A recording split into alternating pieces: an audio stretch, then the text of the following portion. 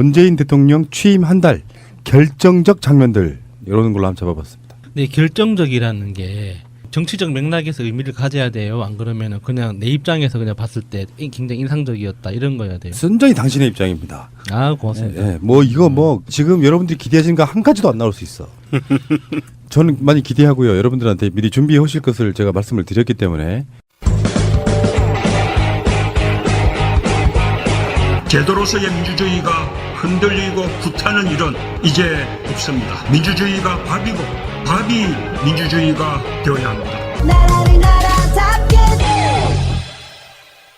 신학님부터 시작하겠습니다. 저는 세월호 교사 순직 인정하신 게 굉장히 인상에 남았습니다. 그날 우리 그 동지들끼리 정말 펑펑 하루 종일 울고 감사해서 울고 이 계기로 입당을 할까 말까 했던 지인들이 단체로 가서 입당을 했습니다.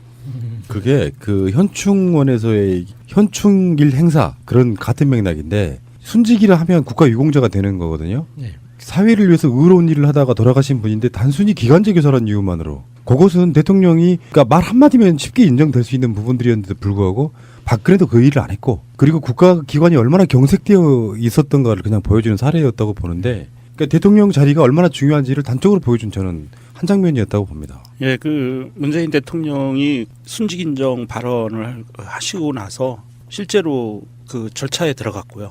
정부에서 행정적인 절차를 들어갔고 약 한 7월에서 8월 정도면 결정이 다 끝난다고 그래요. 예, 그것 때문에 더 열받는 거죠. 그렇죠. 맞습니다. 그렇게 쉽게 갈 수 할 수 있는 걸 그 일부러 안 했다는 뜻이잖아요. 네. 정말 이게 정말 한 줄로 문재인 대통령은 그동안 기간제라는 이유로 순직 인정을 받지 못했던 고 김초원 이지혜 선생님의 순직을 인정하도록 지시했다. 지시만으로 이렇게 빠른 시간 내에 부모님들, 이분들의 부모님과 가족들의 그 많은 아픔과 그리고 그 세월호 가족들의 그 아픔을 정말 많이 치유해 주신 것 같아요. 맞습니다. 자, 첫 번째 장면이었고요.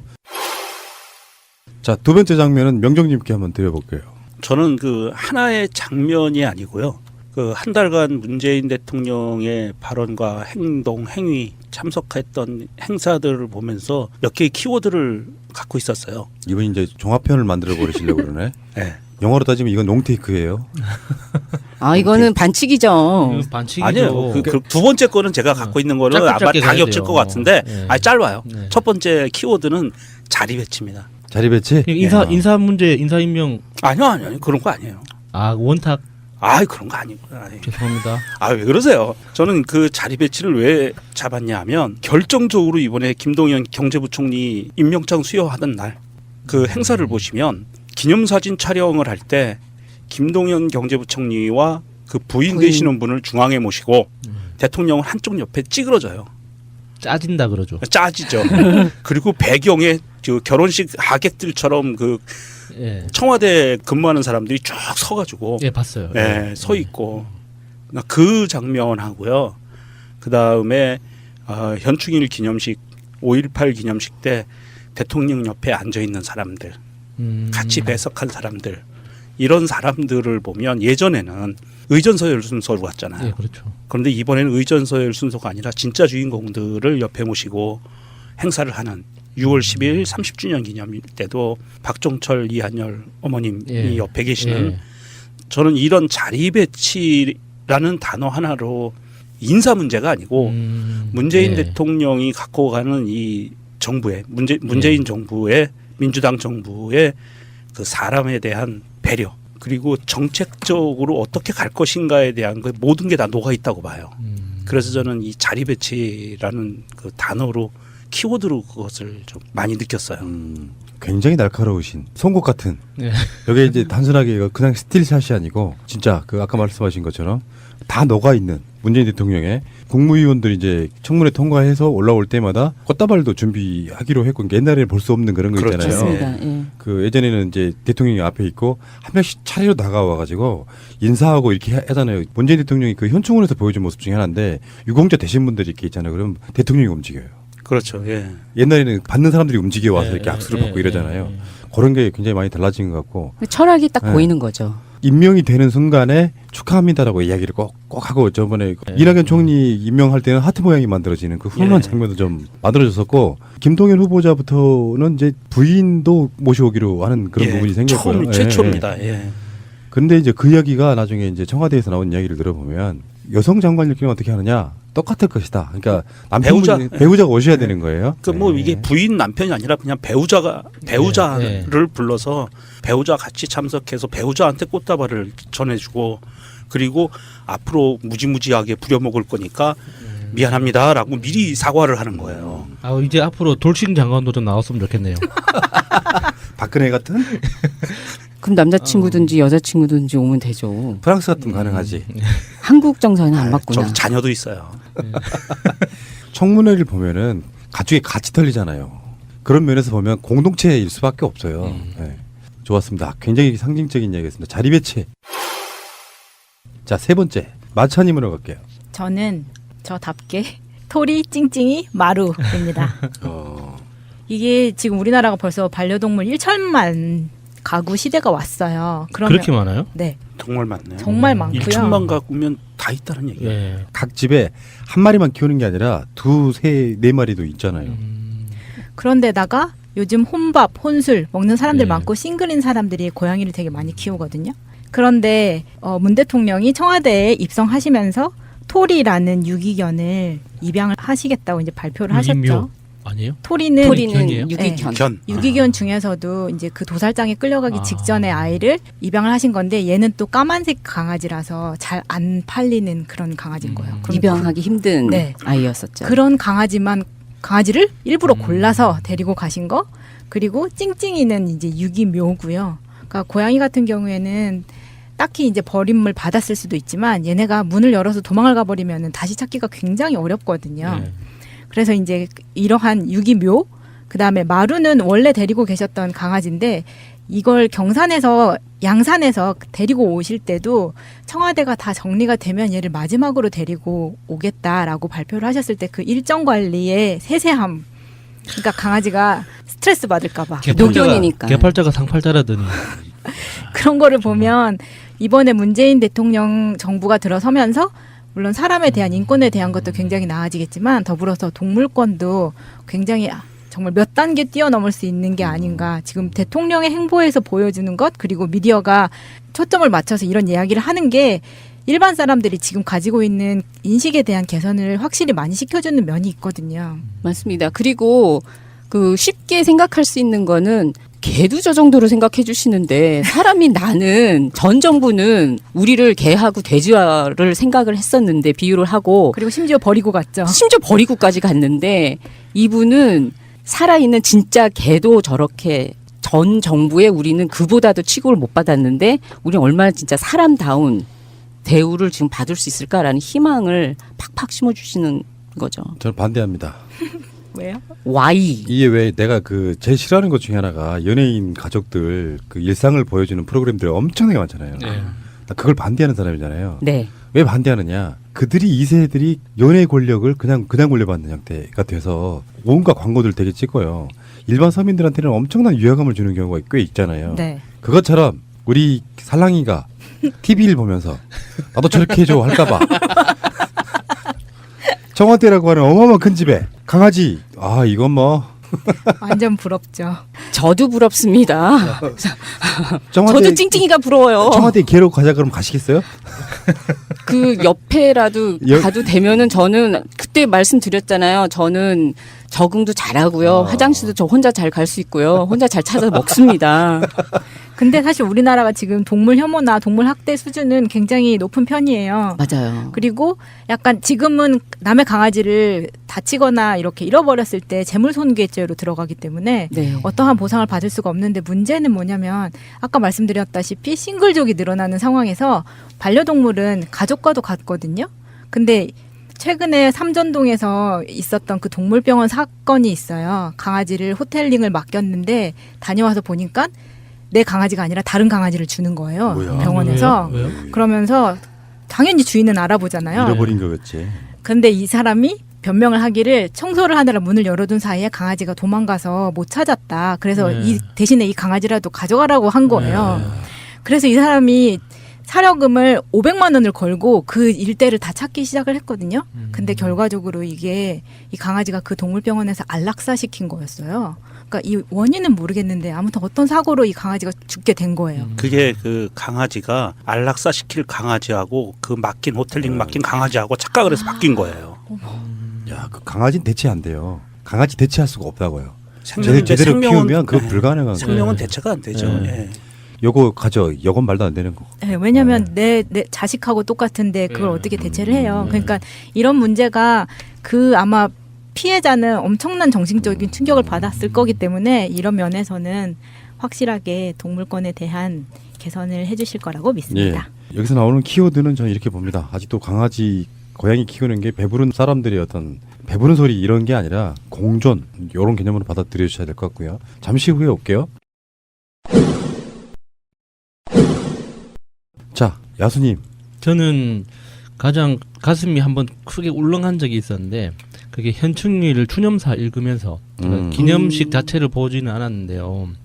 그 추념사를 읽으면서 제가 기억하기로는 대통령들 중에서는 처음으로 이제 평화시장 봉제공장 노동자를 언급하셨어요. 김대중 대통령도 노무현 대통령도 그 노동자들의 어떤 역사를 보상하기 위해서 투쟁했던 과정을 보상하기 위해서 노력은 많이 하셨는데 국가 공식 회사에서 연설문에 그러니까 봉제공장 노동자라는 이 표현 자체가 들어가서 언급하신 건 처음이라고 기억하거든요. 제가 그 봉제공장 그 관련한 비영리 단체에서 이제 노동환경 연구하고 이렇게 인터뷰하고 하는 그런 사업을 한 적이 있었는데 그때 거의 한 2년 넘게 매월 한 달에 한 명씩 심층 인터뷰를 했었어요. 그 공장에서 일하시는 그 공장 노동자분들하고 너무나 공통점이 많았지만은 사람의 인생이라는 게 그렇지 않습니까? 이렇게 큰 맥락에서는 다 똑같지만 거기에 디테일은 다 다른 아픔들이 있잖아요. 그런데 그 아픔들이 몸에 새겨질 때는 또 비슷한 모습으로 새겨진단 말이죠. 그러니까 바늘이 이제 그 바늘이 뼈를 뚫고 지나가가지고 이렇게 그 흉터가 안 사라지지 않고 남아있는 수십 년이 지났는데도 그래서 그거를 어떤 과거의 기억의 어떤 증거처럼 가지고 계신 분들 이제 이런 분들하고 이제 그 인터뷰 끝나고 또 술 한잔 하면서 같이 울기도 하고 그런 적이 있었는데 그런 분들이 가지고 있는 자기 과거에 대한 어떤 보상이 이 말로 어느 정도 되겠다라는 생각이 들었었어요. 읽는 순간에. 그래서 그 제가 인터뷰했던 분들도 갑자기 확 떠오르면서 이렇게 뭉클을 하면서 막 눈시울이 뜨거워졌었거든요. 이렇게 제가 가져왔어요. 그 글귀를. 젊음을 바친 여성 노동자들의 희생과 헌신에도 감사드립니다. 재봉틀을 돌리며 눈이 침침해지고 실밥을 뜯으며 손끝이 갈라진 그분들입니다. 애국자 대신 여공이라 불렸던 그분들이 한강의 기적을 일으켰습니다. 그것이 애국입니다. 이거를 아마 들으셨던 분들은 다 이제 아실 거예요. 특히나 그 당시 그 현장에서 일을 하셨던 분들은. 그래서 그렇게 현장에서 일을 하면서 먼저 죽은 동료들도 기억하시는 분들도 많을 테고. 그래서 저는 이 현충일 추념사가 가장 기억에 이렇게 뚜렷하게 남아있는 거예요. 국가라고 하는 공동체에서는 나라를 지킨 사람들만이 그 역할을 했던 건 절대 예. 아닌 것이고 예. 사실은 보훈에는 이제 독립운동부터 시작해서 뭐 6.25 참전 이런 것이 주였고 실제로 보수 세력들은 정권을 이용해 먹기 위해서 6.25나 베트남 전에 참전하신 분들만을 예. 우대하는 것 같은 모습이었고 오히려 독립운동하신 분들은 홀대하고 예. 거기에 플러스로 민주화 세력들이 들어오는 걸 되게 못마땅해 했어요. 거기까지는 있을 수 있는 개념인데 여기에 뭐 봉제 공장 노동자 예. 플러스 뭐 파덕 광부 간호사 예. 이런 분들까지 다 포함되고 좀 전에 우리가 이야기했던 순직한 기간직 교사 같은 분들이 예. 다 그런 공동체 내에서 자기 희생을 함으로써 나라가 유지가 됐다. 요 개념을 지금 사실은 새로운 개념 자체가 하나가 생긴 거라고 봐요. 국가 입장에서 봤을 때. 의인이란 게 그런 거잖아요. 희생을 감수하고 사회 공익을 위해서 척해와 같이 자기를 던지는 그런 분들에 대한 이야기니까 마찬가지로 그런 분들이 있었기 때문에 나라가 발전했다. 요런 개념을 갖기 시작한다는 것 어떤 문재인만의 어떤 브랜드가 아닌가 이런 생각을 해봐요. 어떤 그리고 면에서. 제가 며칠 전에 그 요즘 그 유명한 82년생 김지영이라는 소설을 읽었는데요. 그 정말 마음 아프더라고요. 그 내용 처음 첫 장부터 끝장까지 정말 이렇게 가슴을 이렇게 막 계속 쥐고 흔드는 그런 내용들이었는데 이 그 현충일 추념사에서 이제 봉제공장 노동자나 파독 간호사 이제 노동이 왜 일어났느냐 그런 식으로 왜 여성들을 중심으로 하는 노동이 그렇게 집중적으로 일어났느냐 하는 게 우리나라의 그 잘못된 그 성인식에 대한 이제 성인지에 대한 그런 문화와 같이 중첩되면서 조금 더 잔인하게 일어났었는데 그게 그 한 번에 어떤 대통령이 그 어떤 좋은 사람이 나타났다고 해서 금방 다 변할 거라고 보지는 않지만 그래도 좀 좋은 희망을 가질 수 있는 좀 더 긍정적인 미래를 꿈꿀 수 있는 그런 신호가 되지 않을까 싶어서 예. 굉장히 위로가 됐던 추념사였어요. 연구를 많이 들여오셨네요. 우리는 그냥 머릿속에 스틸 사진 몇 컷일 줄 알았더니 아니네요. 예. 알겠습니다. 야수님이셨고요. 다시 가겠습니다. 희랑님.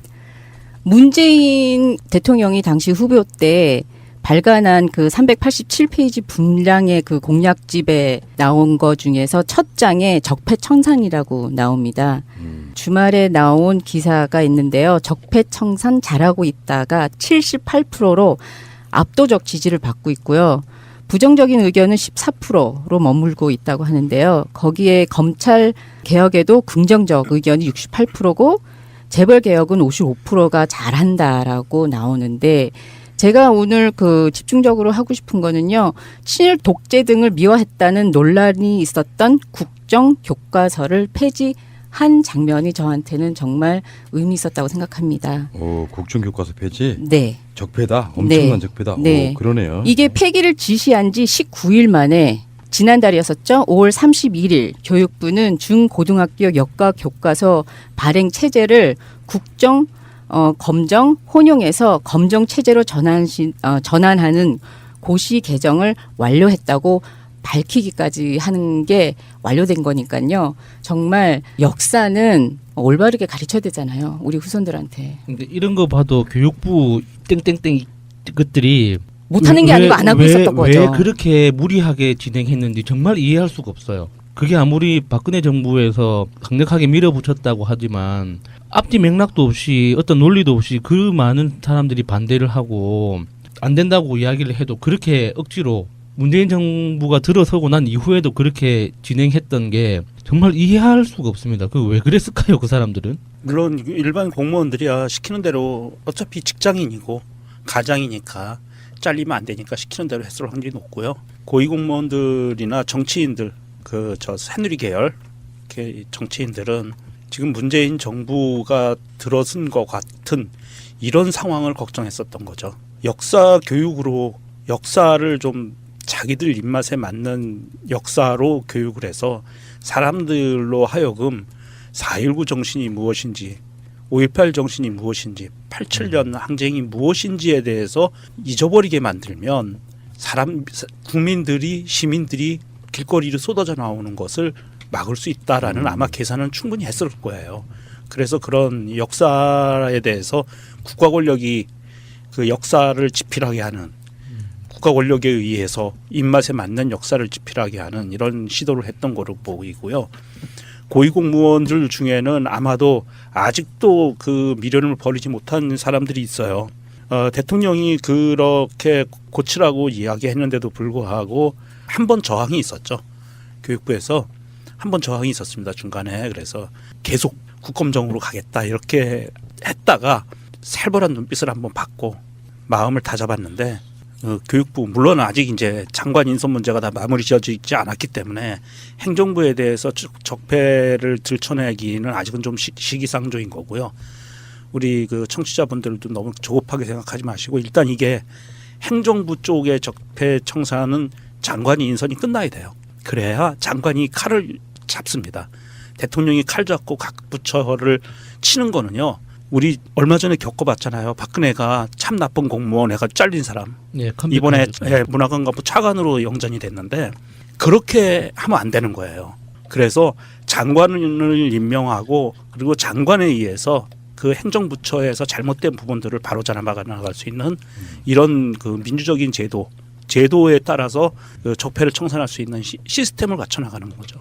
그 역사 이야기가 잠깐 나와서 그런데요. 그 도정환 문체부 장관 후보자에 대해서 역사관 문제 삼는 사람들이 다 사실 친일 역사관을 갖고 있는 사람들이에요. 예. 어떻게 보면은. 예.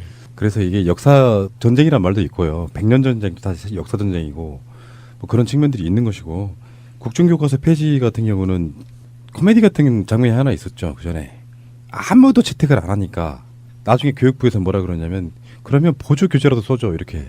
네. 연구학교로 해서 써주면 그 교과서 써주면 돈 주겠다. 그렇죠. 예. 지원해주는 연구학교 게 있죠. 지정 이것도 있었고요. 이것에 대해서 트윗 하나 읽어드리겠습니다. 나도 모르겠다 님의 트윗입니다. 국정교과서가 폐지되었다는데 그거 만들고 진행한 놈들 서명서도 하나 안 나오냐. 자기들의 역사적 대업이 휴지 조각이 되었는데 할 말도 없나벼라고 올려주셨습니다. 그렇네요. 근데 이거 하겠다고 그렇게 난리 생난리 쳐놓고선 이게 뭐 폐지된다면은 서명서라도 올려야 되는 거 아니에요? 그 상징적이란 거라도. 기억납니다. 그 TF 팀이 뭐 대학로 어디에 있던 곳에 당시 민주당 의원들이 급습을 하니까 그 어버이연합들 술 먹고 와가지고 깽판 맞습니다. 불던 기억. 네. 그리고 지필진이 누군지 전혀 밝히지를 못하고 전공이 아닌 사람 상업교사가 들어가서 역사교과서 집필하고 뭐 그랬던 기억들이 네. 나는데 이것도 정말 미스테리긴 해요. 아까 말씀하신 것처럼 사드 배치도 마찬가지고 국정교과서도 마찬가지고 정말 미스테리야. 도대체 있을 수 없는 일들이 일어났단 말이에요. 그러니까 이 사람들이 정말 존재하는지를 묻고 싶은. 예. 자, 희랑님 굉장히 연구를 많이 하셨네요. 네, 감사합니다. 기간제 교사 손직 인정, 국정교과서 폐지. 예, 좋았습니다. 자, 다음 6번째는 명정님한테 가겠습니다. 전 또 키워드인데요. 자꾸 이게 너무 범위를 넓혀놔서 죄송하기도 한데 제가 두 번째로 잡았던 키워드는 사랑입니다. 사랑. 저 양반도 이상하게 또 로맨스 그레이를 왜 자꾸 그 반칙하는 기분인데 이거? 아니, 제가 포괄적 개념을 갖고 왔어요 지금. 이거 포괄적으로 갖고 왔는데 예. 예, 부딪히진 않을 거예요. 제가 살짝 피해서 하느라 예. 이렇게 포괄적으로 갖고 왔고요. 사랑이라고 제가 뽑은 거는 사랑에는 반드시 따라가는 문재인 대통령이 따라가는 행동이 있어요. 사랑하는 마음이 돌발 행동으로 따라가요. 아하. 뭔지 알 것 예, 같아. 그래서 5.18 기념식하고 현충일 추념식에서 보면 돌발 행동이 나와서 악수하고 가서 안내하고 안아주고 예. 같이 슬퍼해주고 예. 이런 게 있죠. 예. 그런 것과 또 하나는 그 트윗 속가복에서 잠깐 얘기했는데 산책 중에 만난 정원사와 악수하는 스스럼 없는 장면. 그리고 청와대에 들어가다가 말고 중간에서 차 세우고 거기에서 나와 있는 시민들과 같이 사진 찍고 예. 공연도 보고 그리고 군악대 장병들과 악수하면서 이야기를 나누는 그런 돌발 행동. 이게 나는 문재인 대통령이 갖고 있는 가장 큰 어떤 인성이라고 봐요. 그리고 그 인성이 아마도 앞으로 5년간 현 정부의 정책을 끌고 갈 수 있는 어떤 기조가 된다고 봅니다. 그래서 사람에 대한 사랑이라는 그 사람을 중요하게 보잖아요. 문재인 대통령은. 네. 그래서 이 사랑하는 마음이 본인이 속에서 있기 때문에 이런 돌발 행동으로 이어지는 거고 그 돌발 행동에 따라서 앞으로는 이게 돌발 행동이 아니고 대통령은 저래야 돼라는 이미지로 고착화될 가능성이 높아요. 앞으로 5년 동안 물론 그 후에 정권 현장이 돼서도 그 다음 대통령도 그렇고 계속 나올 수 있는 부분들이 사랑하는 마음으로 사람을 사랑하는 마음으로 그 사람을 상대로 국민 시민들을 상대로 정책을 짤 때 과연 그 사람들이 힘들어하고 억울해할 수 있는 정책을 과연 가져갈 수 있을 것인가. 그렇지 않다고 보거든요. 문재인 대통령의 인성에서 첫 번째는 저는 그리고 지나간 한 달 동안을 보면서 저 사람은 정말 나라다운 나라 그리고 사람을 위하는 나라 이런 거를 구호만이 아니라 진짜 이게 가슴속에서 몸에 체득화돼 있어서 그냥 우러러 나오는 이런 사람이구나. 그럼 앞으로 5년간도 아마도 똑같은 행보가 이어질 것 같다. 그냥 말뿐이 아니기 때문에 저는 그런 기대감을 많이 갖게 돼요. 그리고 몸소 그 사랑이라고 하면은 신혼여행이 떠오르잖아요. 많은 사람들이 결혼식, 신혼. 구주 중 다쳐서 결혼 늦춘 소방관의 대통령 명령이다. 신혼여행 가라라고 또 말씀하셨잖아요. 그 부분 제가 다른 방송에서 했던 이야기는 한 번 더 한번 할게요. 네. 저만 알 수 있는 것들. 소리를 너무 많이 들어본 사람이 느끼는 것. 문재인 같은 감성을 지녀야 알아챌 수 있는 것들. 대통령이 직속 상관으로서 명한다는 네. 건 직속 상관만 네. 가능한 거잖아요. 네. 대통령으로서 한 템포 망설여요. 네. 본인이 명령이란 말을 못 하는 거예요. 맞아요. 근데 그 사람한테 좋은 일이기 때문에 자기도 어색해하면서 명령이라고 이야기합니다. 신혼여행 가란 말을. 거기서 난 문재인의 인품이 완전 반해버린 거 아니에요. 그러니까 그러니까 그런 군사 문화가 싫었던 거죠 몸에. 네. 그러니까 나 대통령이니까 당신 신혼여행 가 명령이다 이렇게 못하는 거예요. 그러니까 한 템포 망설이는 거예요. 명이란 말을 동영상 한번 꼭 찾아보시기 바랍니다. 네. 네. 그리고 굉장히 얼굴 그 표정 자체가 단어를 말을 해야 되는데 그리고 그거를 웃고 넘어가고 하시잖아요. 그때. 그런데 본인이 이거를 말을 해놓고도 불구하고 아 이거 어떡하지? 명령이라는 게 너무 센 단어인데 라는 그 모습 자체가 굉장히 그 명령을 진짜 받겠습니다라고 하고 싶은 그런 문재인 대통령의 성격이 드러나는 게 그 후보 시절에 곤란한 말을 들으면은 하하하하 하는 그 싸우기 싫고 하는 알겠습니다. 그런 성격이 드러나는 것 같아요. 사랑. 야, 저 양반이 뭔가 찾아내며 있어가지고 다른 결로 지금 하고 있는데 이건 굉장히 높은 점수를 저는 드리고 싶어요. 감사합니다. 그래서 모든 걸 다 포괄해버려. 어떻게 보면 얌체 같지. 우리 형님 오늘 꽃가도 아니, 입고 오셨는데 사랑하시나 봐. 아니 제가 두 가지 키워드를 낸 게 예. 지금 세 분이 말씀하실 키워드에서 중복은 안 될 거예요. 야. 그거 살짝 피한 거예요. 그러니까. 예. 그것까지도 배려했다 그러면 님은 방송의 천재십니다. 자, 알겠습니다. 명종님이셨고요. 자, 7번째 키워드는 마차님께 드리겠습니다. 저의 키워드는 김용수입니다. 김용수? 네, 그 방통위 김용수 상임위원이 미래부 2차관으로 임명됐을 때 저는 좀 여기서 약간 흠칫했었거든요. 첫 번째로 희락 언니가 말씀하셨던 세월호 교사 순직 인정했을 때 그때는 정말 좀 충격이었고요. 이때 이 차관을 임명했을 때는 방금 명종님이 말씀하셨던 그 사랑하고는 저는 전혀 반대의 이야기를 하고 싶어요. 왜냐하면 우리가 경선이나 이 대선 과정을 치를 때는 문재인이 고구마라는 이미지를 탈피하기 위해서 그러니까 이 이미지를 탈피할 수 있을까 이런 의심을 많이 했기 때문에 반대편의 사람들은 문재인을 많이 공격을 했다고 생각을 하거든요. 그런데 임명 후에 세월호 교사 순직 인정 한 방에 딱 때리면서 약간 사이다라는 이미지를 줬다면 이 미래부 2차관으로 김용수를 옮겼을 때는 아 이런 전략을 쓸 수도 있구나. 왜냐하면 그 전에는 뭐 예를 들어서 이런 사랑의 컨셉이었을 때는 사람 좋기만 한 대통령 혹은 좀 약해 보이는 그냥 인심 좋은 아저씨. 좋은 게 좋은 걸로만 가거나 아니면 물러 터졌어.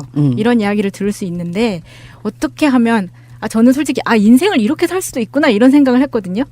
이 사람을 빼내기 위해서 적하고 굉장히 대치되는 상황이 일어날 수도 있는데 이걸 나도 좋고 너도 좋은 윈윈 전략을 쓰면서 어떻게 보면 제가 사내 정치의 피해자로서 봤을 때 아 이건 정말 신의 한 수라고 부를 수도 있을 만한 뭔가 맞습니다. 통쾌함이 있는 거예요. 그러니까 이 사람이 정말 보기 싫은데 그렇다고 해서 이 사람을 완전 한직으로 내칠 수도 없어. 왜냐하면 여론이라는 것도 봐야 되기 때문에. 그런데 아씨 이렇게 할 수 있는 이런 방법이 있다니 하는 걸 느꼈거든요. 이거는 약간 전제가 필요합니다. 뭐냐면 김용수라고 하는 사람이 나름 그분의 굉장히 실력자인 거예요.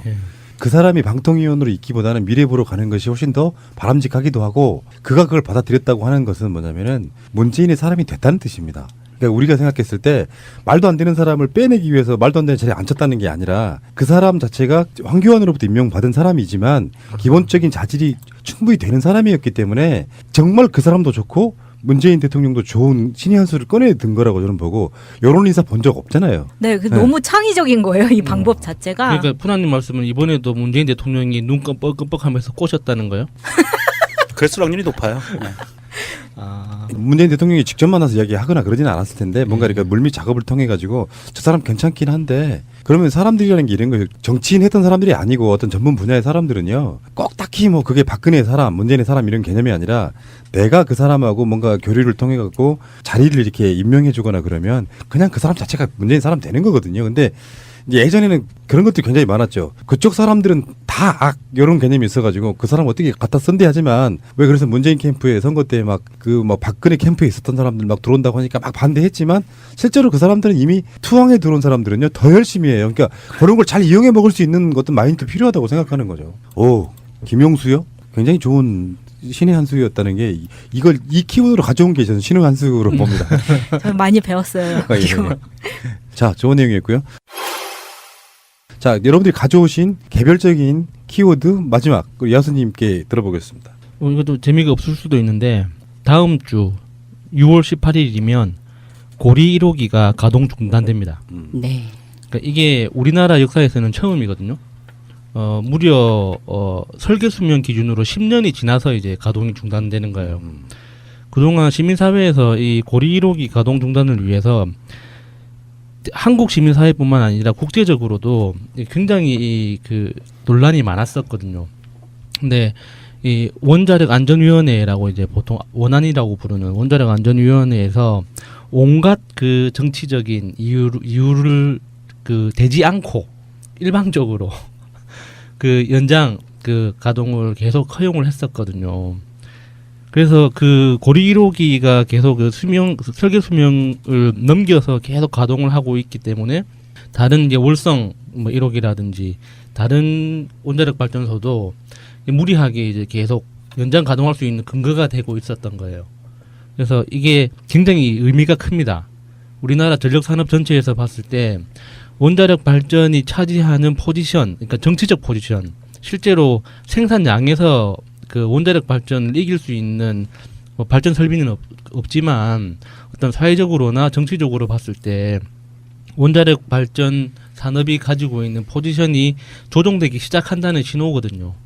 그리고 이제 기술적으로도 이렇게 절차를 통해서 그 체계적으로 절차를 거쳐서 가동 중단하는 것도 그 아마 세계 최초거나 굉장히 선도적인 케이스죠.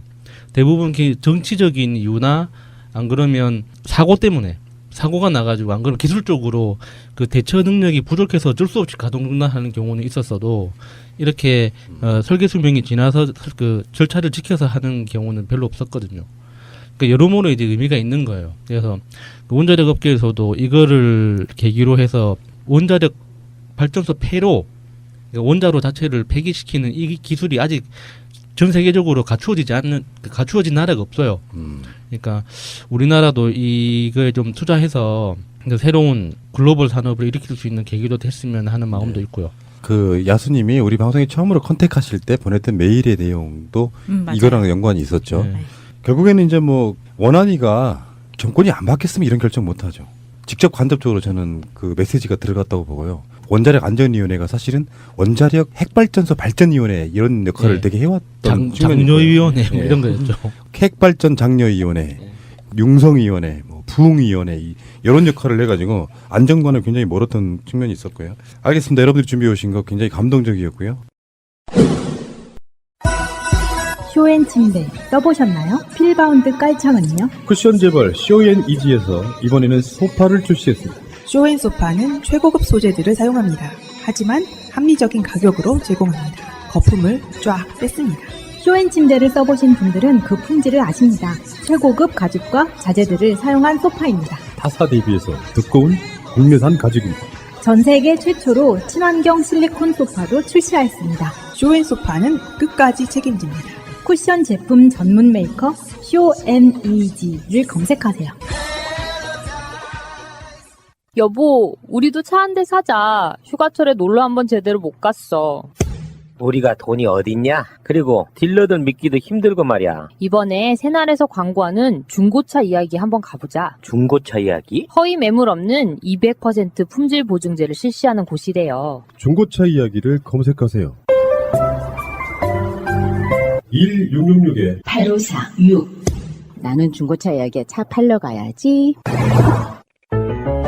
자네 당이라며? 당하면 생각나는 식품 있지 않아? 여주! 오호, 잘하는데. 여주는 천연 인슐린이라는 별명을 갖고 있어. 그 여주를 주원료로 제주 조리대, 양파, 귀리, 보리, 뽕잎 등을 배합해서 만든 당 스마트백을 먹어봐. 당을 유지하는 데 도움을 준다는 뜻이라는데 당 스마트백. 모두 국내산 재료를 사용하여 만들었습니다. 건강을 위한 명인의 손길, 명인 힐링푸드를 검색하세요. 1588-6452 저도 하나 해야죠. 네. 저는 진정성 볼 수 있는 최고의 장면을 이것 꼽습니다. 노무현 대통령 8주기 취임식장에서의 연설 중에 대통령으로 참석하는 건 이것이 마지막입니다. 네. 모든 국민들의 대통령이 돼서 성공한 대통령으로 다시 오겠습니다. 이것은 영화 대사 같은 거잖아요. 노무현 대통령 주기마다 9주기, 10주기, 11주기, 12주기 현직 대통령으로 올 수 있는데 돌아가신 대통령들 많아요. 마다못해 이승만부터 시작해서 윤보선, 박정희, 그 후로도 뭐 김영삼, 김대중, 노무현 대통령이 있잖아요. 근데 일단 모두의 대통령이 되려면 그 행사장에 다 가야 됩니다. 추도식마다. 대통령으로서는 그게 일단 마음적으로 불편할 수 있지만 저는 그게 두 번째 문제라고 생각이 들고 친문에 머물러 있는 자기 지지자라고 하는 분들만이 아니라 어떤 사람들에게도 똑같은 대통령의 역할을 하고 싶은 거예요. 날마다 해년마다 가고 싶겠죠. 본인의 핵심 지지자들이 항상 모이는 자리인데 어쩌면 문재인 대통령이 아니고 다른 대통령이 그런 이야기를 했다 그러면 욕먹을 수 있어요. 의리도 없는 놈이라고. 근데 모든 분들이 그 행사장에서 다 박수를 칩니다. 무슨 뜻인지 알기 때문에 그런 거죠. 그래서 앞으로 친노나 친문이란 말은 없어져야 되는 거고요. 깨어있는 시민들의 상징적인 이야기, 그래서 그냥 보통 일반 시민, 국민 이런 쪽으로 나가는 게 훨씬 더 낫다고 생각합니다. 저는 그것에 대해서요. 친노든 친문이든 무엇이든 말을 해도 그게 욕이 아니어야 되는 사회가 됐으면 좋겠어요. 오히려. 그러니까 내가 무엇을 지지를 하던 그걸 당당하게, 공무원이 됐던 무엇이 됐던, 정치는 그렇게 어마무시한 게 아닌데도 불구하고 공무원은 뭐 중립성을 강제로 받고 선생님들은 뭐 투표 안 하나? 유권자인데 당신들은 공무원이니까 아무 생각을 하고 있으면 안 된다라는 그거 자체를 무너뜨려야 되지 않나 싶어요. 자, 그러면은 저까지 했고 9개가 나왔는데 킵해두고 있었다라든지 뭐 이렇게 말을 못하고 있었다라든지 하는 것들 하나씩 있을 거라고 봐요. 네. 자, 하나씩 한번 더 꺼내봅시다. 임을위원 행진곡을 같이 불렀지 않습니까? 네. 근데 딱 우연찮게 이제 노무현 대통령을 중심으로 손을 흔드는데 그 리듬이 안 맞아가지고 문재인 대통령. 예. 문재인 대통령. 문재인 대통령이 그 가운데서 굉장히 리듬을 맞추기 위해서 굉장히 빵 터졌던 기억이 있습니다. 그 전에도 한번 이 박자를 못 봐주셔가지고 대통령은 그러니까- 그거 하나가 험이다라고 그러니까 했는데 뭔가 좀 아쉬웠어요. 그래서 네. 차라리 그냥 보통 우리 몸에 익은 것처럼 주먹을 종질하는 거 있지 않습니까? 그렇게 하면 왜 안 될까? 그냥 힘차게 주먹을 흔들어도 되는데 꼭 그렇게 옆 사람 손을 붙잡고 흔들었어야 됐나? 그래서 우리 인의를 그렇게 괴롭혔어야 됐나? 주먹질은 투쟁의 의미가 좀 강하고 네. 손 잡고 있는 거는 화합의 네. 의미가 좀 강했고요. 그리고 그 우리 인의를 그렇게 힘들게 했었는데 그 다음에는 바로 김정숙 여사가 그렇죠. 바로 잡아줬어요, 옆에서. 비슷한 얘기가 나와서 그런데 김원걸 위원장 얼마 전에 인터뷰했잖아요. 네. 제가 좀 이상한 짓을 했어요. 뭐 하셨어요? 우리 녹음실에 보면은 노무현 대통령의 그림이 하나 있어요. 예. 그 이하 작가가 그린 건데요. 노무현 대통령 사진만 걸려 있고 김대중 대통령 사진이 없잖아요. 예. 근데 김원걸 위원장이 오면은 서운할 수 있잖아요. 예. 저번에 왔을 때 인터뷰 때 걸려 있었어. 1기, 2기, 3기 대통령들의 어떤 그 초상이 있는데 저는 전혀 김대중 대통령을 배제하고 싶은 생각은 없는데 이하 작가님이 노무현 대통령 사진만 액자를 주셨어요. 이하 작가님이 잘못했네. 그래서 그때 당시에는 아무 생각 없이 그냥 인터뷰라고 보내드렸는데 그래서 제가 속으로 다음에 두 번째 오시면 인터뷰를 할 때 저 사진 어떻게 하지 하고 있다가 살짝 이렇게 치워놨었어요. 인터뷰하는 시간 동안만. 그랬구나. 그러면서 제가 속으로 그랬습니다. 다시 그 사진을 원상 복귀시키면서 대통령님 제 마음 이해하시죠? 그러니까 이게 그 인터뷰 내용에도 그런 게 나와요. 그러니까 지역 감정적인 부분에 있어가지고 김대중 대통령이 이렇게 홀대받고 사실은 민족적인 영웅 중에 한 사람인데 홀대받고 하는 것들에 대한 이야기가 나오는데 진짜 이건 이하 작가님 잘못이에요. 저는 김대중 대통령이랑 노무현 대통령이랑 똑같이 좋아하고 존경하는데 그 초상 그린 것이 하나밖에 없어가지고 사진을 치우게 하면서 이렇게 사진 다시 한번 깨끗이 닦아드리면서 죄송합니다라고 했던 기억이 나고요. 아이고, 저 이하 작가님 방송 들으시면 김대중 대통령님하고 문재인 대통령님 사진 그 그림 2개 보내주세요. 뭐 하나로 그냥 다 손잡고 계시는 것도 괜찮고요. 뭐 굳이 2개 뭐 그리실 필요까지 이제 없습니다. 김원걸 위원장님이 그러실 분은 아닌데 오해하실 분은 아닌데 그럼요. 문재인 대통령과 비슷하다니까 결이 세심해. 상대방이 뭐랄까 조금이라도 이렇게 마음에 조금이라도 어떤 부담이랄까 상처가 있을까봐. 특전사. 네, 그렇죠. 그렇게 무서운 부대일수록 마음은 되게 세심하고요, 디테일 강하고요, 여리고 그렇습니다. 예. 세월호 참사 후 박근혜 정권에서 신설된 그 국민안전처 자체가 폐지되고 국민안전처 내에 있던 소방청과 해양경찰청이 독립하게 되는 사건이 있었잖아요. 그리고 아까 우리 이야기했던 그 사랑 42년 만에 소방청이 독립이 되는 사건이 저한테는 굉장히 좋았습니다. 왜냐하면 방문하셨던 그 소방소 자체가 용인에 있었던 거고요. 우리 용인 그 영웅들이 그랬어요? 네 거기서 그 발표하신 것 자체에 대해서 정말 뿌듯했습니다. 우리 이니께서 희랑님은 아시네. 방송 듣고 있네. 그런데 자부심 가지라고. 그런데 그 6월 7일 날에 일선 소방서를 방문한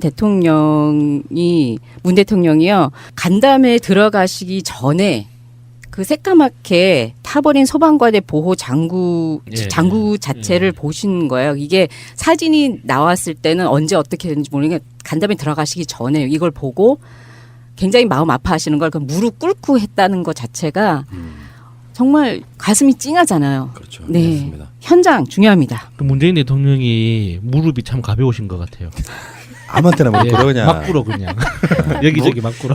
무거우니까 자꾸 내려가서 꿇은 거예요. 초등학생한테.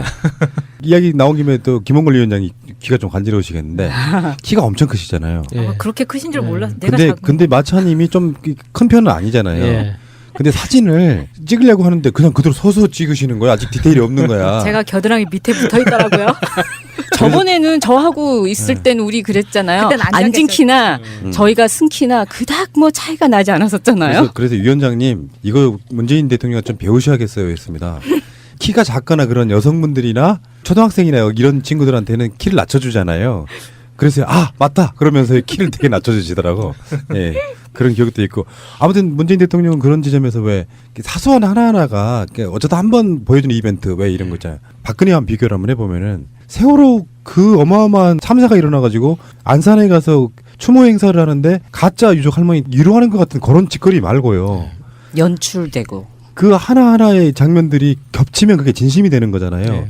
사인지 꺼내려고 막 당황해하는 네, 초등학생 앞에서 이렇게 기다려주고 무릎 꿇고 기다려주니까 가방도 기다려주고요. 잡아주시고 그런 것들이 너무 이렇게 쌓이다 보니까 이 사람 원래 그런 사람이구나라고 느끼게 되는 거예요. 박근혜 같은 사람들 청와대에 그 산책하고 그럴 때 옆에 정원사 하시는 분들이 그 작업하고 있으면 거기서 아는 척 했을까요? 작업을 못하게 했겠죠. 네. 아예 그 경우들이 그렇지. 지나가는 사이에. 그렇죠. 여러분 다시 한번 보세요. 그때 나왔던 사진들 보면은 청와대에 있는 직원들이 대통령이 뭐 있으니까 도망가거나 숨거나 도열에 있거나 이러지 않고 그냥 무시로 돌아다니는데 그중에 한 사람 n분의 1로 돌아다니더라고요. 아 그래 대통령이 딱 한 달 동안에 청와대 분위기도 바꿨구나. 그리고 그 표정들이요. 경직되지 않고 같은 사람들이 있어도 경직되지 않고 얼굴 근육들이 굉장히 편안해진 것 같지 않아요? 같은 그 스태프라도. 이제 가끔씩 청와대 그 직원 식당 가지고 맞습니다. 식사하시는데 네. 보면 자연스럽게 이거는 대통령이 문제가 아니라 어디 방송국을 가거나 회사를 가도요 회장님이나 사장님 내려오면은 굉장히 경직돼 있는 분위기가 보이거든요. 자연스럽게 쥐들끼리 밥 먹고 대통령 옆에서 밥 먹고 있는데. 근데 그게 너무나도 그래서 전 아주대학교 총장님을 놓으면서도 거기 그 전 학생들이라든지 뭐 그 다들 말하는 게 이분하고는 정말 격 없이 그냥 학교에 있는 캐피테리아라든지 같이 식사를 할 수 있는 사람이라서 그렇게 좋아했던 거잖아요. 그 이야기 들었어요. 그 정권 연장 싱크탱크에서 그런 이야기 나옵니다. 그 아주대 교수님 나오셨거든요. 그분이 이제 설명해 주기를 김동연 총장 이임식 하는데 강당에서 안 하고 운동장에서 했대요. 학생들이 너무 많아가지고 강당에 다 채우지를 못했다. 그렇게 진짜 존경받는 사람도 있습니다. 그런 분들이 이제 문재인 정권에 모여드는 거예요. 자, 또 뭐 이건 꼭 얘기하고 싶다 하시는 거 없습니까? 대통령 취임 이후 한 달간 코스피 등락률이요. 왜 어떻게 된 건데?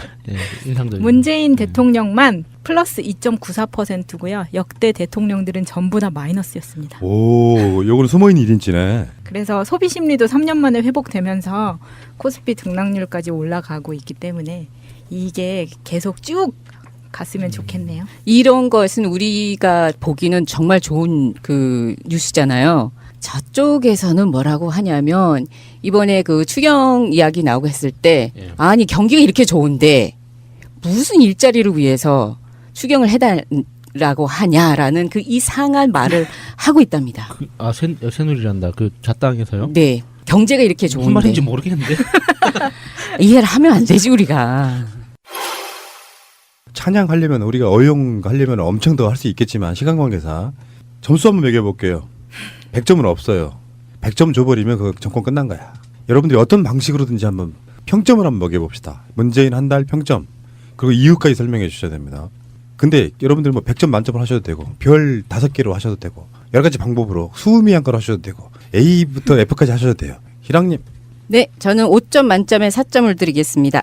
4점이요? 네. 5점 만점에 4점? 네. 왜냐면요. 이유는? 이유는 숫자를 본 문정부 출범 1개월에 보면요. 지지율이 한국갤럽에서 84%라고 합니다. 대통령 연설은 5회였었고요. 전화외교는 19회, 인사는 48회, 축전, 서한은 144회. 이게 5월 19일 기준입니다. 청와대 브리핑은 61회를 하셨고요. 수석 보좌관 회의는 4회, NSC 소집은 3회, 상임위 포함입니다.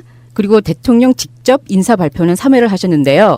이것을 다 더해서 나눠가지고 평균치를 하니까 4.1입니다. 그래서 제가 아무거나 갖다 붙이면 되는 거잖아요. 5점에서 제가 5점을 다 드리고 싶었는데 그건 너무나도 어용이라서 그냥 살짝 양보하는 셈 치고 4점을 드렸습니다. 더 채워주세요. 이런 의미로. 네. 알겠습니다. 5점 만점에 4점 주신 희랑님 앞으로 한 달 정도는 악플에 좀 시달려주시면 될까요? 악플이라도 감사히 저는 받겠습니다. 예, 알겠습니다. 다음 번. 네. 예, 명령님 말씀하십시오. 저는 그 총점 평균으로는 90점을 주고요. 예. 그다음에 이제 그 강론으로 봐야 되죠. 두 가지로 봤습니다. 하나는 국민의 입장으로서, 시민의 입장으로서의 점수는 약 한 97점에서 8점. 그리고 내가 청와대 직원이라고 봤을 때 81점.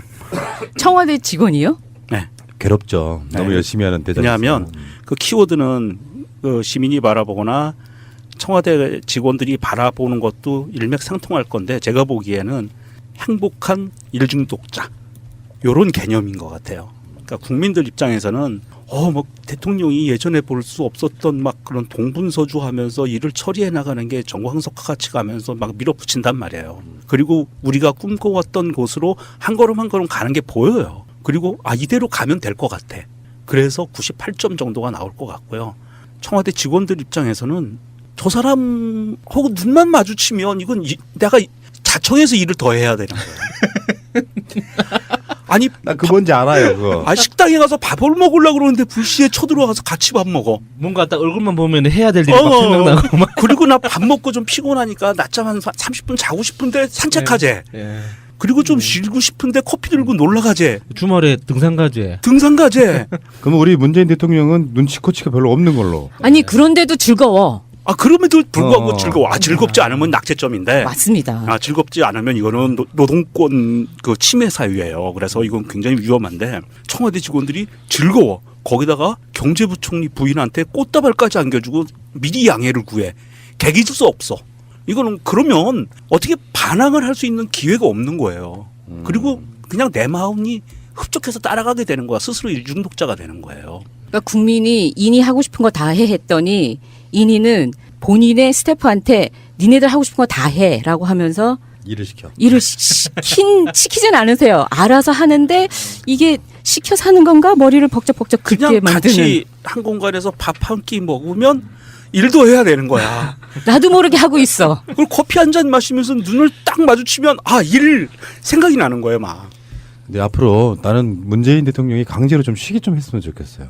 주말이고 휴일이고 일을 해버리면은 나 언젠가는 고장 납니다. 예. 왜 그 등산 대통령 선거 다음날 등산 간 거는 정말 역대급 아니야. 역대급이었어. 얼마나 힘들었겠어요. 잠도 못 자고 전국을 누볐던 선거가 끝난 다음 날 등산을 가버려. 술도 먹었을 텐데. 자, 알겠습니다. 다음에 마차님. 저는 B 마이너요. B 마이너. 이유를 말해봐요. 이유는 이 학생은 앞으로도 훨씬 더 잘할 잠재력이 있기 때문에 처음부터 A 플러스 막 이렇게 때리면 그렇지. 앞으로 더 나갈 게 없잖아요. 교만해질 수 있어. 네. 그래서 요 정도 주면 왜냐하면 지금 한 달이기 때문에 이 학생은 영재반으로 가야 되거든요. 그렇기 때문에 너무 높은 점수를 지금부터 주면 안 된다고 생각합니다. 동기부여를 위해서. 네. 굉장히 훌륭한 논리였어요. 네. 네. 자, 야수님. 저는 그 100점 만점에 74점. 왜요 또? 씨네. 이상 기분 나쁘단 말이야. 가장 최근 그 갤럽 발표가 84%잖아요. 네. 얼마 전에 그 라디오에 국민의당 대변인이 그 강경화 후보 그 사퇴해야 된다. 뭐 이렇게 그 동의할 수 없다. 이 인터뷰를 하면서 지지율이 84%에서 강경화 후보 때문에 76%로 떨어졌다는 거예요. 그때 리얼미터 조사 이야기한 거예요. 그래서 지지율이 8%나 빠졌는데 이거는 6%가 빠진 거예요. 네, 6%가 빠졌는데 이거는 굉장한 민심 이반이다. 이거는 민심이 이탈하고 있다는 신호기 때문에 대통령은 이걸 받아들여야 된다라고 이야기를 하면서 정작 자기 국민의당 지지율은 8%였거든요. 그렇죠. 이건 너무 가짜는 거예요. 박스권에 그냥 갇혔어. 포라님이 자주 하시는 말씀이지만 60% 이상이 넘으면 사실상 그 통계에서 대부분 찬성하고 있다고 봐도 그 상관없지 않습니까? 맞습니다. 그러니까 지금 84% 지지율은 너무 과도한 거예요. 그러니까 거품이 섞여 있기 때문에 한 74% 정도의 지지율에서 박스권에 갇혔으면 좋겠다. 예, 박스권에. 확장성 없는 박스권에 딱 갇혀가지고 73에서 75 사이를 왔다 갔다 하는 지지율이 계속 이어지기를 바라는 마음에 74점 딱 이렇게 줍니다. 알겠습니다. 잘 들었고요. 감사드리고요. 저도 마지막으로 점수를 드릴 텐데요. 사유자의 권한으로 선풀을 받겠습니다. 문재인 대통령의 점수는 124점 드리겠는데요. 에라이 진짜. 흠 잡을 게 없어가지고 저 플러스 점 드리는데 124점은 문재인 대통령의 생일입니다. 1월 24일. 여러분들 당하셨습니다. 에이 어용 방송 맞네. 자, 나 이런 거 좋아. 감사드리고요. 문재인 이대로 쭉. 임기 내내 저 문재인은 대통령이라는 직책을 가진 국민의 한 사람임을 명심하겠습니다. 문재인은 사람은 안 무섭지만 하는 일의 결과는 무서울 수 있다. 노무현 대통령보다 저는 더 무서운 사람이라고 생각해요. 왜냐면 노무현 대통령은 말로 다 싸우시고 실제 뒤로 무서웠던 게 하나도 없었어요. 근데 문재인 대표는 노무현 대통령보다 더 원칙주의자거든요. 그래서 말로는 안 싸우고 싸울 줄도 모르지만 원칙을 지키다 보면 결과로서는 훨씬 더 무서운 결과를 가지고 올 수 있다라는 게 하나고, 또 하나는 오늘도 제가 미장원 잠깐 갔더니 그 미용사들이 다 모여서 정치인들 다 싫지만 문재인은 특히 싫대요. 들이 정치 잘 모르는 사람들이 그러거든요. 왜 그러겠어요? 종편, TV, 그 조중동, 한경호를 봐도 다 부정적인 게 문재인이기 때문에 감정적으로 좋아질 수가 없어요. 검은색 정장을 입은 문 대통령이 5.18 희생자 유족들의 손을 일일이 맞잡으며 위로를 건넵니다.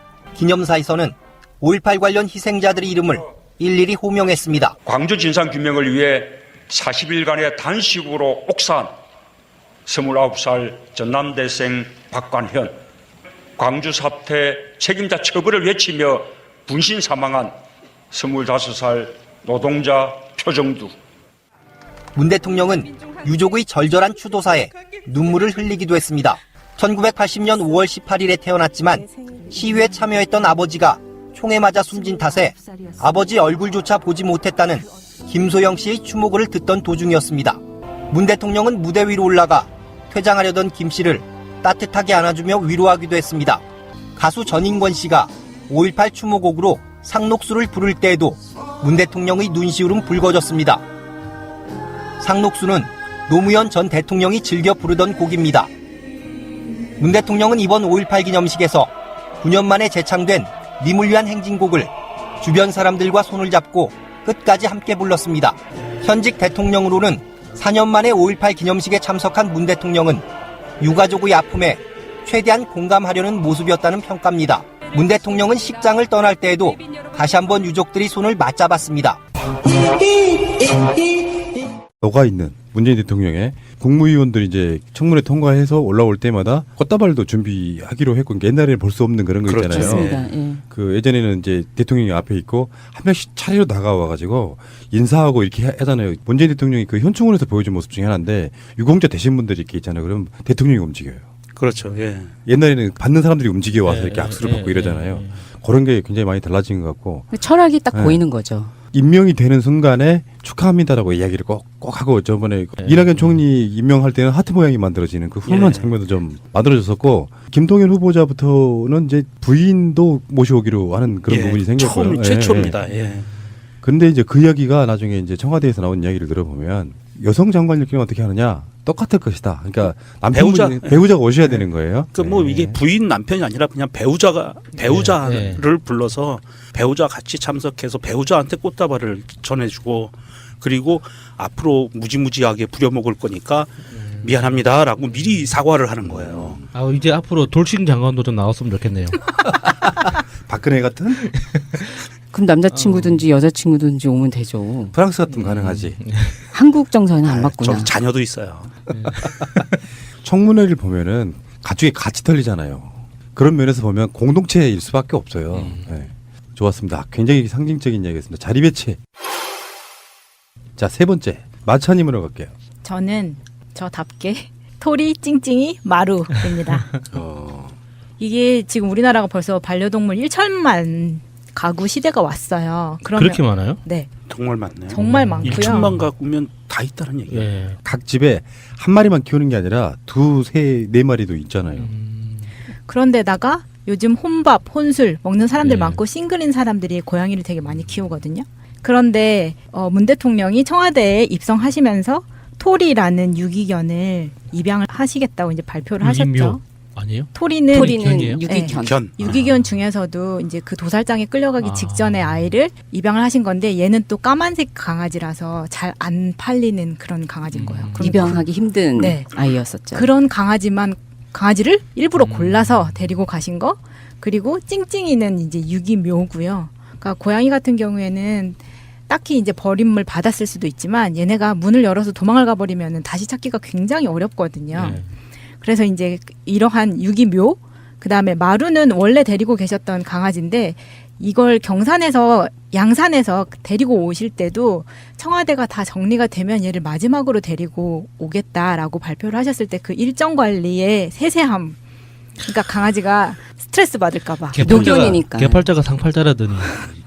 그런 거를 보면 이번에 문재인 대통령 정부가 들어서면서 물론 사람에 대한 인권에 대한 것도 굉장히 나아지겠지만 더불어서 동물권도 굉장히 정말 몇 단계 뛰어넘을 수 있는 게 아닌가. 지금 대통령의 행보에서 보여주는 것 그리고 미디어가 초점을 맞춰서 이런 이야기를 하는 게 일반 사람들이 지금 가지고 있는 인식에 대한 개선을 확실히 많이 시켜주는 면이 있거든요. 맞습니다. 그리고 그 쉽게 생각할 수 있는 거는 개도 저 정도로 생각해 주시는데 사람이 나는 전 정부는 우리를 개하고 돼지화를 생각을 했었는데 비유를 하고 그리고 심지어 버리고 갔죠. 심지어 버리고까지 갔는데 이분은 살아있는 진짜 개도 저렇게 전 정부에 우리는 그보다도 취급을 못 받았는데 우리는 얼마나 진짜 사람다운 대우를 지금 받을 수 있을까라는 희망을 팍팍 심어주시는 거죠. 저는 반대합니다.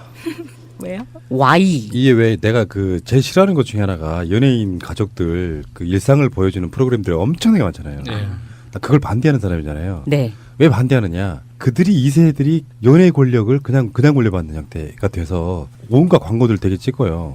일반 서민들한테는 엄청난 위화감을 주는 경우가 꽤 있잖아요. 네. 그것처럼 우리 살랑이가 TV를 보면서 나도 저렇게 해줘 할까봐 청와대라고 하는 어마어마한 큰 집에 강아지 이건 뭐 완전 부럽죠. 저도 부럽습니다. 청와대, 저도 찡찡이가 부러워요. 청와대 개로 가자 그러면 가시겠어요? 그 옆에라도 가도 되면은 저는 그때 말씀드렸잖아요. 저는 적응도 잘하고요. 화장실도 저 혼자 잘 갈 수 있고요. 혼자 잘 찾아서 먹습니다. 근데 사실 우리나라가 지금 동물 혐오나 동물 학대 수준은 굉장히 높은 편이에요. 맞아요. 그리고 약간 지금은 남의 강아지를 다치거나 이렇게 잃어버렸을 때 재물손괴죄로 들어가기 때문에 네. 어떠한 보상을 받을 수가 없는데 문제는 뭐냐면 아까 말씀드렸다시피 싱글족이 늘어나는 상황에서 반려동물은 가족과도 같거든요. 근데 최근에 삼전동에서 있었던 그 동물병원 사건이 있어요. 강아지를 호텔링을 맡겼는데 다녀와서 보니까 내 강아지가 아니라 다른 강아지를 주는 거예요. 뭐야? 병원에서. 왜요? 그러면서 당연히 주인은 알아보잖아요. 잃어버린 거겠지. 근데 이 사람이 변명을 하기를 청소를 하느라 문을 열어둔 사이에 강아지가 도망가서 못 찾았다. 그래서 대신에 이 강아지라도 가져가라고 한 거예요. 그래서 이 사람이 사려금을 500만 원을 걸고 그 일대를 다 찾기 시작을 했거든요. 근데 결과적으로 이게 이 강아지가 그 동물병원에서 안락사 시킨 거였어요. 그러니까 이 원인은 모르겠는데 아무튼 어떤 사고로 이 강아지가 죽게 된 거예요. 그게 그 강아지가 안락사 시킬 강아지하고 그 맡긴 호텔링 맡긴 강아지하고 착각을 해서 바뀐 거예요. 야, 그 강아지는 대체 안 돼요. 강아지 대체할 수가 없다고요. 생명인데 제대로 생명은- 키우면 그거 네. 불가능한 생명은 거예요. 대체가 안 되죠. 예. 요거 가져. 요건 말도 안 되는 거. 네, 왜냐하면 내 자식하고 똑같은데 그걸 어떻게 대체를 해요. 그러니까 이런 문제가 그 아마 피해자는 엄청난 정신적인 충격을 받았을 거기 때문에 이런 면에서는 확실하게 동물권에 대한 개선을 해주실 거라고 믿습니다. 예. 여기서 나오는 키워드는 저는 이렇게 봅니다. 아직도 강아지, 고양이 키우는 게 배부른 사람들의 어떤 배부른 소리 이런 게 아니라 공존 이런 개념으로 받아들여 주셔야 될 것 같고요. 잠시 후에 올게요. 자, 야수님. 저는 가장 가슴이 한번 크게 울렁한 적이 있었는데 그게 현충일 추념사 읽으면서 기념식 자체를 보지는 않았는데요. 그 추념사를 읽으면서 제가 기억하기로는 대통령들 중에서는 처음으로 이제 평화시장 봉제공장 노동자를 언급하셨어요. 김대중 대통령도 노무현 대통령도 그 노동자들의 어떤 역사를 보상하기 위해서 투쟁했던 과정을 보상하기 위해서 노력은 많이 하셨는데 국가 공식 회사에서 연설문에 그러니까 봉제공장 노동자라는 이 표현 자체가 들어가서 언급하신 건 처음이라고 기억하거든요. 제가 그 봉제공장 그 관련한 비영리 단체에서 이제 노동환경 연구하고 이렇게 인터뷰하고 하는 그런 사업을 한 적이 있었는데 그때 거의 한 2년 넘게 매월 한 달에 한 명씩 심층 인터뷰를 했었어요. 그 공장에서 일하시는 그 공장 노동자분들하고 너무나 공통점이 많았지만은 사람의 인생이라는 게 그렇지 않습니까? 이렇게 큰 맥락에서는 다 똑같지만 거기에 디테일은 다 다른 아픔들이 있잖아요. 그런데 그 아픔들이 몸에 새겨질 때는 또 비슷한 모습으로 새겨진단 말이죠. 그러니까 바늘이 이제 그 바늘이 뼈를 뚫고 지나가가지고 이렇게 그 흉터가 안 사라지지 않고 남아있는 수십 년이 지났는데도 그래서 그거를 어떤 과거의 기억의 어떤 증거처럼 가지고 계신 분들 이제 이런 분들하고 이제 그 인터뷰 끝나고 또 술 한잔 하면서 같이 울기도 하고 그런 적이 있었는데 그런 분들이 가지고 있는 자기 과거에 대한 어떤 보상이 이 말로 어느 정도 되겠다라는 생각이 들었었어요. 읽는 순간에. 그래서 그 제가 인터뷰했던 분들도 갑자기 확 떠오르면서 이렇게 뭉클 하면서 막 눈시울이 뜨거워졌었거든요. 이렇게 제가 가져왔어요. 그 글귀를. 젊음을 바친 여성 노동자들의 희생과 헌신에도 감사드립니다. 재봉틀을 돌리며 눈이 침침해지고 실밥을 뜯으며 손끝이 갈라진 그분들입니다. 애국자 대신 여공이라 불렸던 그분들이 한강의 기적을 일으켰습니다. 그것이 애국입니다. 이거를 아마 들으셨던 분들은 다 이제 아실 거예요. 특히나 그 당시 그 현장에서 일을 하셨던 분들은. 그래서 그렇게 현장에서 일을 하면서 먼저 죽은 동료들도 기억하시는 분들도 많을 테고. 그래서 저는 이 현충일 추념사가 가장 기억에 이렇게 뚜렷하게 남아있는 거예요. 국가라고 하는 공동체에서는 나라를 지킨 사람들만이 그 역할을 했던 건 절대 아닌 것이고 사실은 보훈에는 이제 독립운동부터 시작해서 뭐 6.25 참전 이런 것이 주였고 실제로 보수 세력들은 정권을 이용해 먹기 위해서 6.25나 베트남 전에 참전하신 분들만을 우대하는 것 같은 모습이었고 오히려 독립운동하신 분들은 홀대하고 거기에 플러스로 민주화 세력들이 들어오는 걸 되게 못마땅해 했어요.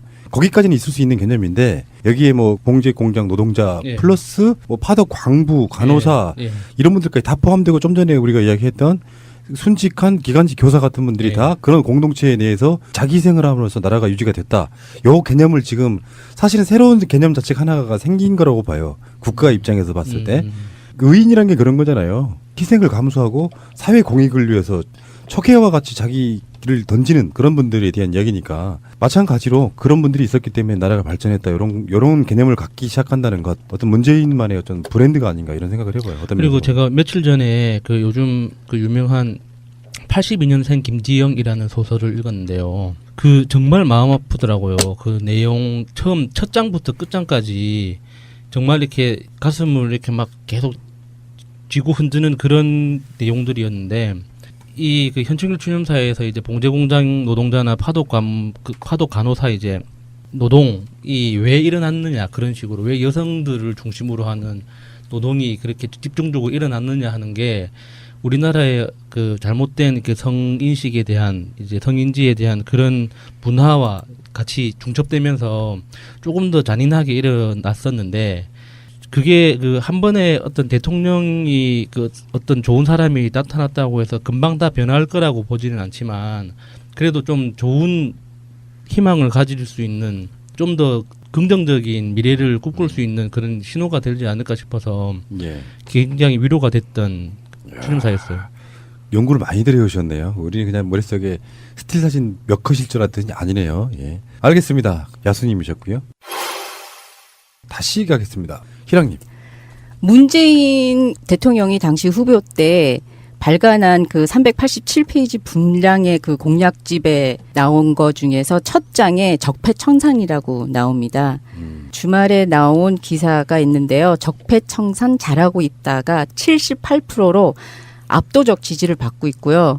부정적인 의견은 14%로 머물고 있다고 하는데요. 거기에 검찰 개혁에도 긍정적 의견이 68%고 재벌 개혁은 55%가 잘한다라고 나오는데 제가 오늘 그 집중적으로 하고 싶은 거는요.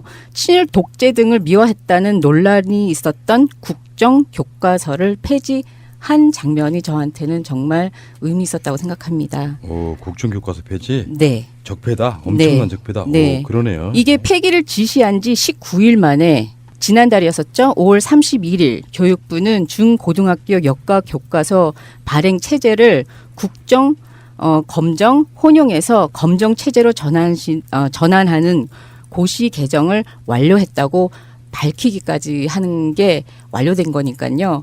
정말 역사는 올바르게 가르쳐야 되잖아요. 우리 후손들한테. 근데 이런 거 봐도 교육부 땡땡땡 것들이 못하는 게 아니고 안 하고 있었던 거죠. 왜 그렇게 무리하게 진행했는지 정말 이해할 수가 없어요. 그게 아무리 박근혜 정부에서 강력하게 밀어붙였다고 하지만 앞뒤 맥락도 없이 어떤 논리도 없이 그 많은 사람들이 반대를 하고 안 된다고 이야기를 해도 그렇게 억지로 문재인 정부가 들어서고 난 이후에도 그렇게 진행했던 게 정말 이해할 수가 없습니다. 그 왜 그랬을까요, 그 사람들은? 물론 일반 공무원들이야 시키는 대로 어차피 직장인이고 가장이니까 잘리면 안 되니까 시키는 대로 했을 확률이 높고요. 고위공무원들이나 정치인들 저 새누리 계열 정치인들은 지금 문재인 정부가 들어선 것 같은 이런 상황을 걱정했었던 거죠. 역사 교육으로 역사를 좀 자기들 입맛에 맞는 역사로 교육을 해서 사람들로 하여금 4.19 정신이 무엇인지 5.18 정신이 무엇인지 87년 항쟁이 무엇인지에 대해서 잊어버리게 만들면 국민들이 시민들이 길거리로 쏟아져 나오는 것을 막을 수 있다라는 아마 계산은 충분히 했을 거예요. 그래서 그런 역사에 대해서 국가 권력이 그 역사를 지필하게 하는 국가 권력에 의해서 입맛에 맞는 역사를 지필하게 하는 이런 시도를 했던 거로 보이고요. 고위공무원들 중에는 아마도 아직도 그 미련을 버리지 못한 사람들이 있어요. 대통령이 그렇게 고치라고 이야기했는데도 불구하고 한 번 저항이 있었죠. 교육부에서 한 번 저항이 있었습니다. 중간에. 그래서 계속 국검정으로 가겠다 이렇게 했다가 살벌한 눈빛을 한번 받고 마음을 다잡았는데 교육부 물론 아직 이제 장관 인선 문제가 다 마무리 지어지지 않았기 때문에 행정부에 대해서 적폐를 들춰내기는 아직은 좀 시기상조인 거고요. 우리 그 청취자분들도 너무 조급하게 생각하지 마시고 일단 이게 행정부 쪽의 적폐 청산은 장관이 인선이 끝나야 돼요. 그래야 장관이 칼을 잡습니다. 대통령이 칼 잡고 각 부처를 치는 거는요. 우리 얼마 전에 겪어봤잖아요. 박근혜가 참 나쁜 공무원 애가 잘린 사람. 예, 이번에 문화관광부 차관으로 영전이 됐는데 그렇게 하면 안 되는 거예요. 그래서 장관을 임명하고 그리고 장관에 의해서 그 행정부처에서 잘못된 부분들을 바로잡아 나갈 수 있는 이런 그 민주적인 제도에 따라서 그 적폐를 청산할 수 있는 시스템을 갖춰 나가는 거죠. 그 역사 이야기가 잠깐 나와서 그런데요. 그 도정환 문체부 장관 후보자에 대해서 역사관 문제 삼는 사람들이 다 사실 친일 역사관을 갖고 있는 사람들이에요. 예. 어떻게 보면은. 그래서 이게 역사 전쟁이란 말도 있고요. 100년 전쟁도 사실 역사 전쟁이고 뭐 그런 측면들이 있는 것이고 국정교과서 폐지 같은 경우는 코미디 같은 장면이 하나 있었죠. 그 전에 아무도 채택을 안 하니까 나중에 교육부에서 뭐라 그러냐면 그러면 보조 교재라도 써줘 이렇게. 네. 연구학교로 해서 써주면 그 교과서 써주면 돈 주겠다. 그렇죠. 네. 지원해주는 연구학교 그 지정 이것도 있었고요. 이것에 대해서 트윗 하나 읽어드리겠습니다. 나도 모르겠다 님의 트윗입니다. 국정 교과서가 폐지되었다는데 그거 만들고 진행한 놈들 서명서도 하나 안 나오냐. 자기들의 역사적 대업이 휴지 조각이 되었는데 할 말도 없나벼라고 올려주셨습니다. 그렇네요. 근데 이거 하겠다고 그렇게 난리 생난리 쳐놓고선 이게 뭐 폐지된다면은 서명서라도 올려야 되는 거 아니에요? 그 상징적이란 거라도. 기억납니다. 그 TF팀이 뭐 대학로 어디에 있던 곳에 당시 민주당 의원들이 급습을 하니까 그 어버이연합들 술 먹고 와가지고 깽판 맞습니다. 불던 기억. 네. 그리고 지필진이 누군지 전혀 밝히지를 못하고 전공이 아닌 사람 상업교사가 들어가서 역사교과서 집필하고 뭐 그랬던 기억들이 네. 나는데 이것도 정말 미스테리긴 해요. 아까 말씀하신 것처럼 사드 배치도 마찬가지고 국정교과서도 마찬가지고 정말 미스테리야. 도대체 있을 수 없는 일들이 일어났단 말이에요. 그러니까 이 사람들이 정말 존재하는지를 묻고 싶은. 예. 자, 희랑님 굉장히 연구를 많이 하셨네요. 네, 감사합니다. 기간제 교사 순직 인정, 국정교과서 폐지. 예, 좋았습니다. 자, 다음 6번째는 명정님한테 가겠습니다. 전 또 키워드인데요. 자꾸 이게 너무 범위를 넓혀놔서 죄송하기도 한데 제가 두 번째로 잡았던 키워드는 사랑입니다. 사랑. 저 양반도 이상하게 또 로맨스 그레이를 왜 자꾸 반칙하는 기분인데 이거? 포괄적 개념을 갖고 왔어요 지금. 이거 포괄적으로 갖고 왔는데 예. 부딪히진 않을 거예요. 제가 살짝 피해서 하느라 예. 이렇게 포괄적으로 갖고 왔고요. 사랑이라고 제가 뽑은 거는 사랑에는 반드시 따라가는 문재인 대통령이 따라가는 행동이 있어요. 사랑하는 마음이 돌발 행동으로 따라가요. 아하. 뭔지 알 것 네, 같아. 그래서 5.18 기념식하고 현충일 추념식에서 보면 돌발 행동이 나와서 악수하고 가서 안내하고 안아주고 예. 같이 슬퍼해주고 예. 이런 게 있죠. 예. 그런 것과 또 하나는 그 트윗 속가복에서 잠깐 얘기했는데 산책 중에 만난 정원사와 악수하는 스스로 문재인 대통령 취임 한 달 결정적 장면들 이러는 걸로 한번 잡아봤습니다. 네, 결정적이라는 게 정치적 맥락에서 의미를 가져야 돼요. 안 그러면은 그냥 내 입장에서 그냥 봤을 때 굉장히 인상적이었다 이런 거야 돼요. 순전히 당신의 입장입니다. 아, 고맙습니다. 예, 예. 뭐 이거 뭐 지금 여러분들이 기대하시는 거 한 가지도 안 나올 수 있어. 저는 많이 기대하고요. 여러분들한테 미리 준비해 오실 것을 제가 말씀을 드렸기 때문에 제도로서의 민주주의가 흔들리고 구타는 일은 이제 없습니다. 민주주의가 밥이고 밥이 민주주의가 되어야 합니다. 나라를 나라답게 희랑님부터 시작하겠습니다. 저는 세월호 교사 순직 인정하신 게 굉장히 인상에 남았습니다. 그날 우리 그 동지들끼리 정말 펑펑 하루 종일 울고 감사해서 울고 이 계기로 입당을 할까 말까 했던 지인들이 단체로 가서 입당을 했습니다.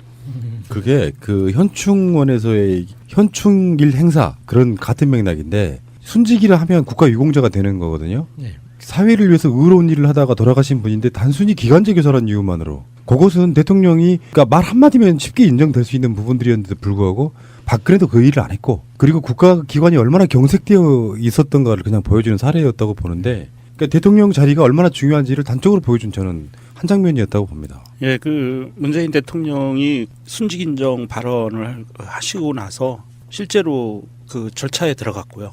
정부에서 행정적인 절차를 들어갔고 약 한 7월에서 8월 정도면 결정이 다 끝난다고 그래요. 예, 그것 때문에 더 열받는 거죠. 그렇죠. 맞습니다. 그렇게 쉽게 갈 수 할 수 있는 걸 그 일부러 안 했다는 뜻이잖아요. 네. 정말 이게 정말 한 줄로 문재인 대통령은 그동안 기간제라는 이유로 순직 인정을 받지 못했던 고 김초원 이지혜 선생님의 순직을 인정하도록 지시했다. 지시만으로 이렇게 빠른 시간 내에 부모님들, 이분들의 부모님과 가족들의 그 많은 아픔과 그리고 그 세월호 가족들의 그 아픔을 정말 많이 치유해 주신 것 같아요. 맞습니다. 자, 첫 번째 장면이었고요. 자, 두 번째 장면은 명정님께 한번 드려볼게요. 저는 그 하나의 장면이 아니고요. 그 한 달간 문재인 대통령의 발언과 행동, 행위, 참석했던 행사들을 보면서 몇 개의 키워드를 갖고 있었어요. 이분이 이제 종합편을 만들어 버리시려고 그러네. 네. 영어로 따지면 이건 롱테이크예요. 아 이거는 반칙이죠. 반칙이죠. 아니요. 그 두 번째 거는 제가 갖고 있는 거는 아마 짧게 다 가야 겹칠 돼요. 것 같은데 네. 짧아요. 네. 첫 번째 키워드는 자리 배치입니다. 자리 배치? 인사 문제, 인사 임명. 아니요. 그런 거 아니에요. 아 원탁. 그런 거 아니고. 죄송합니다. 왜 그러세요? 저는 그 자리 배치를 왜 잡았냐 하면 결정적으로 이번에 김동연 경제부총리 임명장 수여하던 날 그 행사를 보시면 기념사진 촬영을 할 때 김동연 경제부총리와 그 부인 되시는 분을 중앙에 모시고 대통령은 한쪽 옆에 찌그러져요. 짜진다 그러죠. 짜지죠. 그리고 배경에 그 결혼식 하객들처럼 그 예. 청와대 근무하는 사람들이 쭉 서가지고 예, 봤어요. 서 있고 그 장면하고요.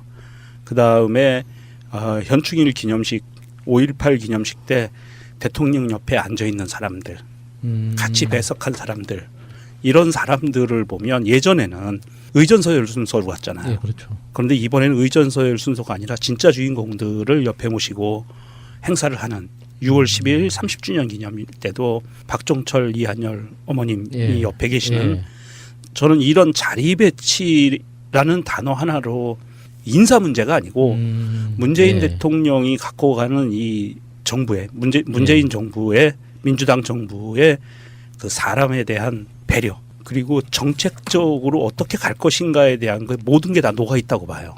그래서 저는 이 자리 배치라는 그 단어로 키워드로 그것을 좀 많이 느꼈어요. 굉장히 날카로우신 송곳 같은. 예. 여기 이제 단순하게 그냥 스틸샷이 아니고 진짜 그 아까 말씀하신 것처럼 다